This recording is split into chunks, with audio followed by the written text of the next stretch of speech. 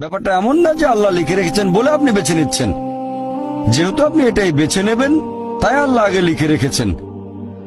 এখানে পছন্দ আপনার, তবে আল্লাহ আপনার পছন্দ জানেন। যেমন ধরেন একটা রাস্তার মোড়ে আসলেন, সামনে 5টা রাস্তা, রোড নাম্বার 1, 2, 3, 4, 5। এখানে পছন্দ আপনার, বেছে নিতে পারেন রোড নাম্বার 1, 2, 3, 4, 5। আপনি গেলেন রোড 2-এ। এটা আগে থেকেই লেখা আছে আপনার নিয়তিতে যে আপনি যাবেন 2 নম্বর রোডে। ব্যাপারটা এমন না যে আল্লাহ লিখেছেন বলে আপনি করছেন। যেহেতু আপনি এটাই বেছে নেবেন, তাই আল্লাহ আগে লিখে রেখেছেন। তাহলে পছন্দ আপনার। আপনি চাইলে টাকা উপার্জন করতে পারেন ভালো কাজের মাধ্যমে, হালাল উপায়ে, অথবা পারেন চুরি করে হারাম উপায়ে। পছন্দ আপনার। ধরেন চুরি করলেন, এটা আপনার সিদ্ধান্ত। তবে আল্লাহ আগে থেকে জানেন যে এই লোকটা সহজে টাকা পেতে চায়, তাই চুরি করবে। তাই আল্লাহ আগে লিখে রেখেছেন যে এই লোকটা 25 বছর বয়সে চুরি করবে।